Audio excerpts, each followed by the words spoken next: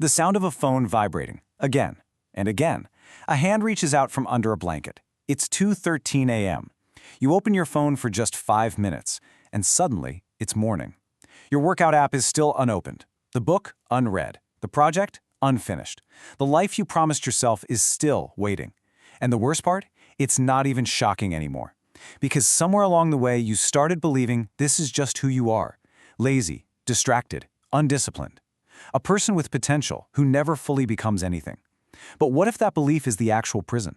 What if the reason you can't change your habits has almost nothing to do with motivation and everything to do with identity? Because the terrifying and honestly fascinating truth is this: most people are not losing battles against bad habits. They are protecting identities they never meant to build in the first place. Part 1. The invisible loop. Let's look at why our habits actually fail. You know that strange moment when you decide to change? You buy the journal, plan the perfect routine, and feel unstoppable, but then life happens, you miss a day, and the old patterns quietly return. Why? Well, this is the hidden epidemic of modern life. People are trying to build a new future while dragging around an old self-image. Almost nobody asks, who is the type of person that naturally gets these results? Because there are actually 3 layers to every change you make, as we've mapped out here. The first layer is outcomes, what you get, like money or weight loss. The second layer is processes, what you do, your routines and habits. But the deepest layer, the one almost nobody talks about, is identity, what you believe, who you think you are. And this is where everything either breaks or transforms.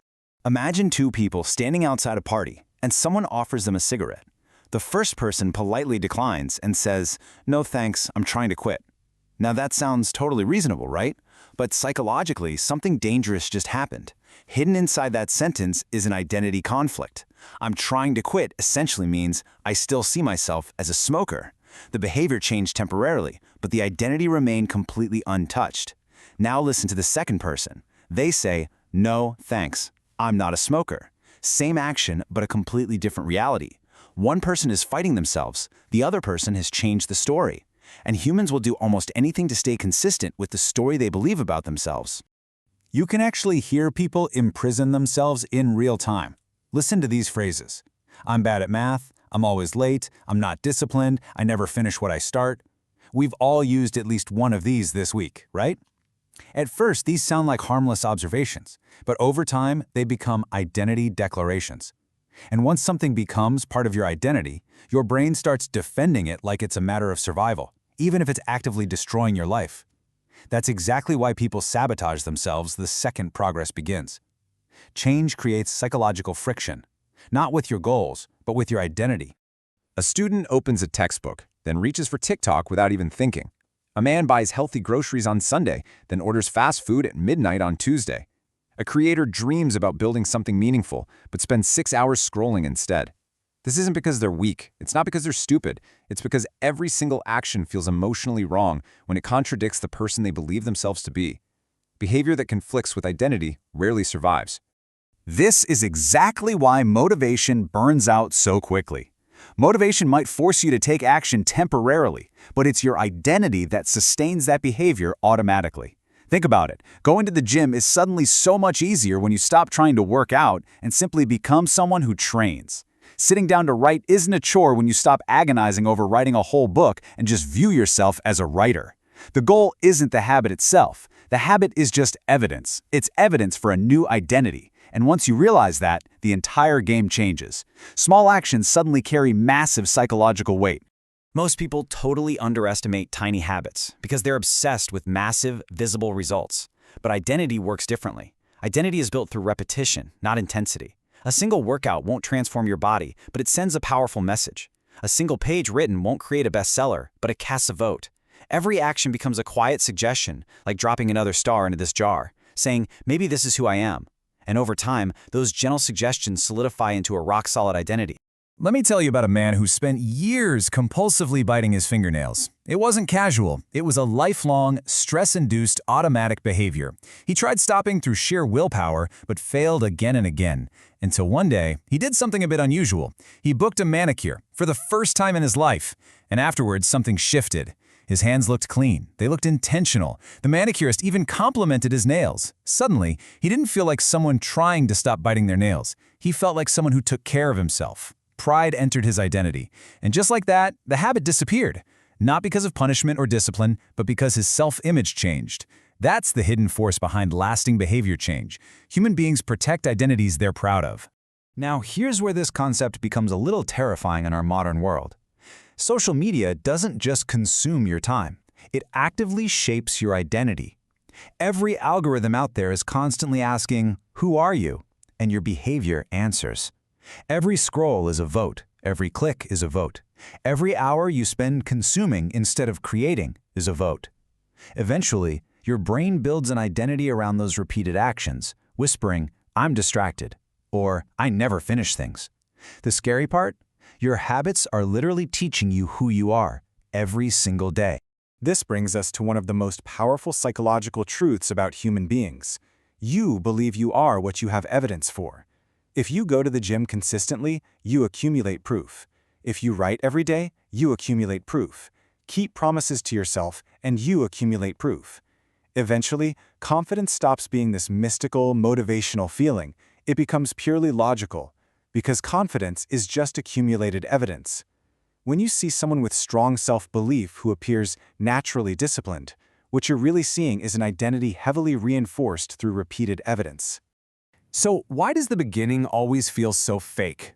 It's an uncomfortable realization, but a lot of people are waiting to feel confident before they ever take action. But remember, confidence comes after the evidence, not before. Which means the beginning is always going to feel awkward, unnatural, maybe even a little embarrassing. The first workout feels fake. The first video you record feels fake because your identity hasn't caught up yet. You still see yourself as the old version. This is where most people quit, not because they failed, but because transformation temporarily feels like lying. There's a brutal psychological battle happening in your head during self-improvement. Your future self steps up and says, confidently, "We're becoming disciplined." But then your past identity whispers back, "No, we're not. We always quit. Remember last year? Remember all those unfinished projects?" Suddenly, every tiny mistake feels like proof that your old identity was right all along. One missed workout turns into, "See? I knew you weren't consistent." This is why shame destroys progress. Shame reinforces your old identity, and identity drives your behavior. But here's the really beautiful part. Identity works exactly like the ballot box you see here. Every action casts a vote for the type of person you want to become. And in any democracy, no election is unanimous. You absolutely do not need perfection. You just need a majority. One bad meal doesn't define you. One lazy Sunday doesn't define you. A relapse doesn't magically erase all the good votes you've already cast. The problem is that people treat small, isolated failures like final verdicts, when really they're just single ballots in a lifelong election. This is why habits matter so much more than just boosting your productivity or finding success. It goes way beyond self-help culture. Habits are not really about achieving, they're about becoming. That's the secret nobody tells you. A morning routine isn't important because cold showers magically grant you success. The real power is the identity you're building. Every repeated action says something profound about who you are, and eventually, you believe it. Part 2. The two-step transformation. Let's look at the practical steps to actually make this change. Step 1, decide who you want to become. Notice I didn't say what you want to achieve. Who? Do you want to become someone reliable, focused, calm, disciplined, present? Because having clarity about your identity changes your behavior automatically. If someone asks a goal-based person, "Do you want to go out drinking tonight?" they debate it. An identity-based person responds naturally, "That's not who I am anymore." Powerful change feels less like forcing behavior and more like protecting your identity. Then comes the second step, prove it. With small wins, tiny moments of proof. Write 1 paragraph, do 5 push-ups, wake up when the alarm rings once. You do this not because these actions change your life overnight, but because they reinforce your identity, and identity compounds. There's something deeply emotional about realizing this, because it means you are not trapped by your past. You are not permanently defined by your old habits. Your identity isn't fixed, it's fluid, negotiable, editable. It's built entirely through repetition, which also means you've been unintentionally building your current identity this entire time without even noticing. Every delay, every excuse, every promise broken to yourself, those are all votes, single ballots cast, not toward the person you wanted to become, but toward the person you repeatedly practice being. And maybe that hurts to hear. Maybe it's painful realizing that your life right now is partially the result of accumulated identity votes. But honestly, that realization is also incredible freedom. Because if identity can be built accidentally, it can absolutely be rebuilt intentionally. One action at a time, one decision at a time, one tiny vote at a time. Imagine waking up 1 year from now. Not with a completely different life overnight, but with a completely different relationship to yourself. Imagine becoming someone who genuinely trusts themselves, someone who keeps promises, someone who finishes things, someone who no longer needs a burst of motivation every 5 minutes just to function. That transformation won't happen in one giant cinematic breakthrough moment. It happens quietly, almost invisibly, when you close the app instead of scrolling, when you choose discipline just one more time over comfort, when you become the kind of person who simply does what they said they'd do. Until one day, you look in the mirror and realize something shocking. You are no longer forcing the habits. The habits became you. Because in the end, the real reason habits matter isn't that they help you achieve more. It's that they slowly, day by day, teach you who you are. And once you change that story, everything changes. So, what story will your next action tell?